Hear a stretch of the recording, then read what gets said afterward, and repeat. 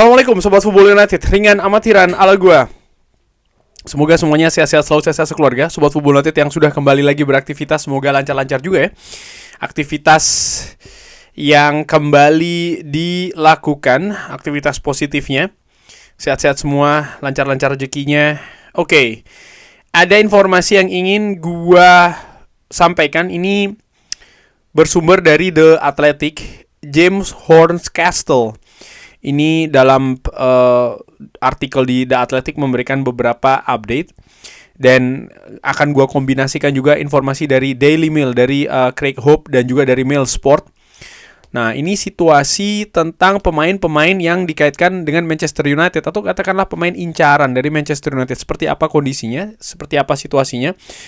Beberapa Sobat Football United, terima kasih banyak komentarnya yang mengatakan bahwa, ya beberapa ya, misalnya mengatakan, ya ini terlalu berputar-putar keadaannya, belum ada kejelasan, belum ada kepastian ya. Menurut gua saat ini memang kita memasuki periode seperti ini, periode yang ya memberikan informasi terkait dengan pergerakan. Kalau menantikan yang resmi nanti ya, ini kita masih baru memasuki bulan April, masih ada awal April, karena April, Mei, ya mungkin sekitar bulan Juli kan biasanya, Juni Juli seperti itu ya, berarti 2,5 bulan baru bisa mendapatkan kepastian, peresmian ya, official, kabar siapa yang datang, siapa yang dilepas dan lain-lain. Tapi menurut gua pergerakan dinamika terkait dengan pemain yang diincar, seluk-beluknya seperti apa, naik turunnya, ini selalu menarik kalau menurut gua. Tapi kalau yang ingin yang pasti-pasti saja, yang resmi-resmi saja, di skip saja, nanti 2 bulan lagi baru ada informasinya. Oke, ini terkait dengan pertama Tonali. Jadi ya kita tahu bahwa memang Tonali ini kan juga dikaitkan dengan Manchester United. Sandro Tonali, dengan informasi dari James Horncastle mengatakan bahwa Tonali ini memang diidentifikasi sebagai target utama untuk Manchester United musim panas yang lalu. Sekali lagi ini gue ingin ulangi juga bagaimana memang The Athletic ini merupakan sebuah media dengan kredibilitas yang sangat tinggi sekali. Jadi informasi-informasinya menurut gue memang akurat. Dan kalau The Athletic mengatakan bahwa target prioritas dari Manchester United musim panas yang lalu, ini salah satu yang diidentifikasi adalah Sandro Tonali. Ini informasi yang menarik lagi nih ya. Tetapi tidak diproses ataupun dikejar ya, karena harga keseluruhan dari pemain ini. Jadi memang dinilai mungkin terlalu mahal. Dan walaupun Sandro Tonali ini tetap diminati, ada beberapa atau mempertimbangkan opsi-opsi lain saat ini. Menarik. Jadi memang Sandro Tonali ini ternyata sempat diidentifikasi sebagai target utama musim panas yang lalu, tapi harga pada saat itu yang membuat akhirnya Manchester United mengurungkan niat ya. Oke.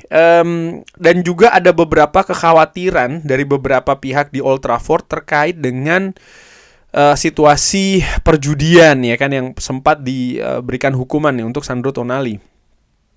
Tapi secara keseluruhan, bagaimana harga ini merupakan sebuah faktor yang membuat Manchester United ini tidak bergerak di musim panas tahun lalu. Tapi apakah Manchester United akan bergerak di musim panas tahun ini? Sumber dari Manchester United bahkan ya menurunkan ataupun menolak prospek pergerakan Sandro Tonali di bursa transfer selanjutnya. Ini ada informasi yang menarik bahwa walaupun Sandro Tonali sempat jadi target utama, salah satu target utama musim panas tahun lalu untuk posisi lini tengah, tapi untuk posisi yang sama, artinya memperkuat lini tengah musim panas ini, diprediksi dari sumber yang dimiliki oleh The Athletic, ini tidak terjadi. Wow, ini kabar yang kontradiktif menurut gua dari apa yang beredar beberapa waktu belakangan. Yang memang disebutkan Elliot Anderson, Sandro Tonali, dan ini juga gua sampaikan di channel ini. Tapi menurut sumber The Athletic, James Horncastle ya, yang jurnalisnya dan memiliki sumber, mengatakan bahwa prospek ini nampaknya diturunkan. Apakah terkait dengan harga? Ini menarik ya. Nanti gue akan kesana artinya akan gue memberikan kabar juga terkait dengan pernyataan dari presiden dari Newcastle United. Tapi sebelum kesana ya, gue akan lanjutkan dulu. Carlos Baleba ini juga dimasukkan ke kategori yang sama seperti Tonali di situasi tahun lalu. Dan Manchester United sempat ya secara singkat mengeksplorasi situasi dengan Carlos Baleba. Ketertarikan kepada Baleba ini bisa saja dibangkitkan lagi musim panas kali ini. Tapi dia adalah satu dari banyak pemain yang ada di daftar buruan Manchester United.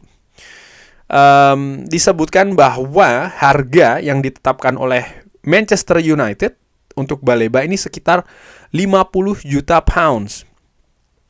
Dan nampaknya Manchester United harus memperkirakan menghabiskan lebih banyak lagi di jendela bursa transfer selanjutnya.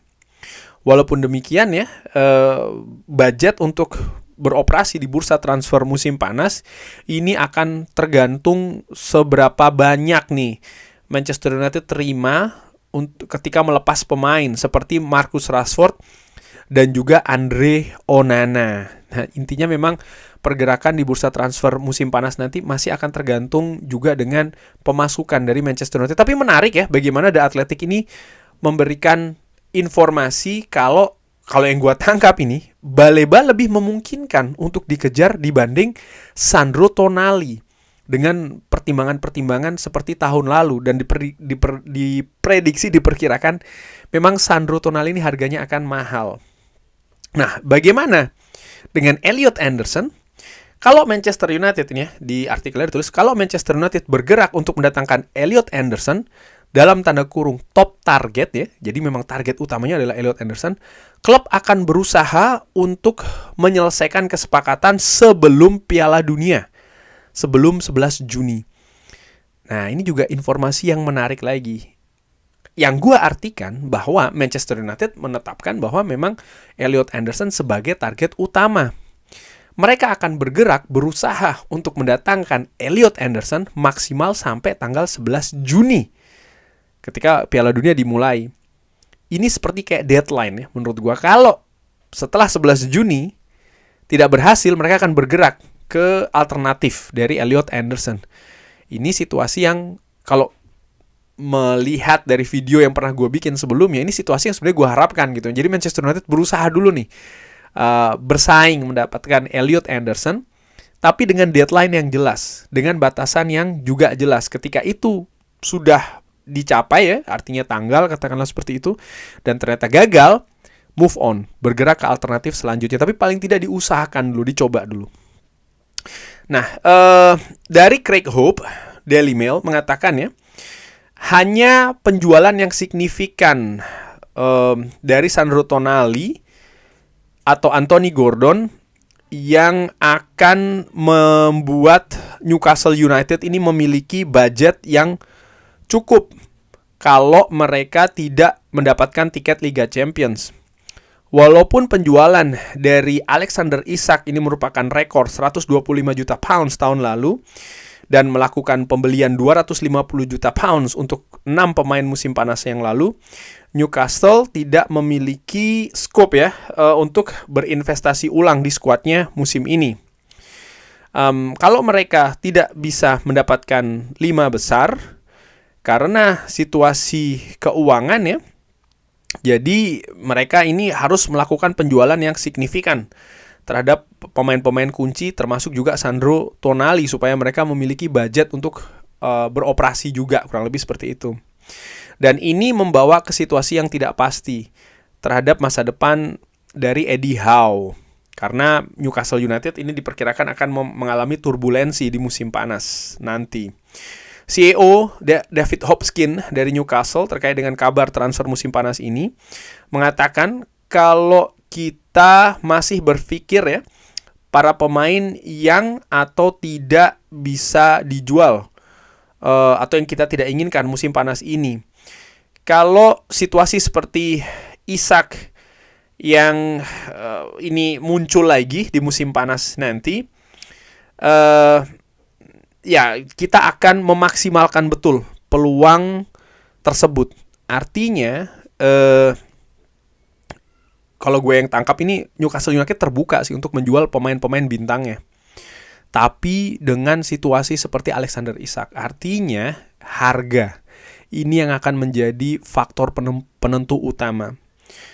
Kedepan strategi kita adalah membeli dengan baik, menjual dengan baik. Ini yang disebutkan oleh presiden dari Newcastle United. Dan ini kalau gue sambungkan ya dengan apa yang diberitakan tadi oleh The Athletic tentang Sandro Tonali yang diperkirakan peluangnya tidak besar untuk didatangkan ke Manchester United, bisa jadi ya karena memang faktor angka. Walaupun Newcastle tidak berlaga di Eropa, justru itulah yang menjadi pemicu mereka ingin mendapatkan pemasukan yang lebih banyak lagi.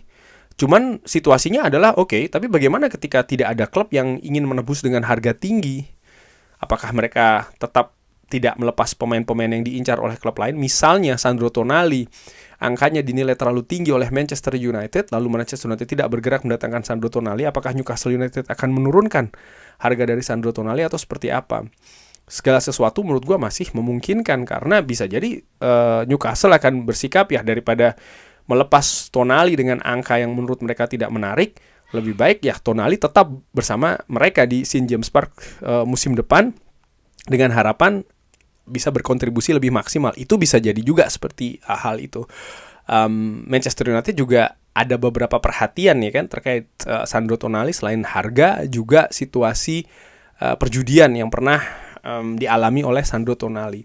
Tapi yang menarik juga dari yang gue tangkap, maka Manchester United tetap masih akan mengejar Elliot Anderson, dan peluang untuk mengincar kembali Carlos Baleba itu tetap ada musim panas tahun ini. Tapi bagaimana menurut Sobat Football United ini ya terkait dengan kabar tadi? Bagaimana kalau misalnya didatangkan adalah Elliot Anderson dan Carlos Baleba? Apakah ini merupakan situasi yang juga menarik? Drop di kolom komen. Terima kasih sudah menyaksikan. Jangan lupa like, share, dan juga subscribe. Wassalamualaikum warahmatullahi wabarakatuh. Thank you.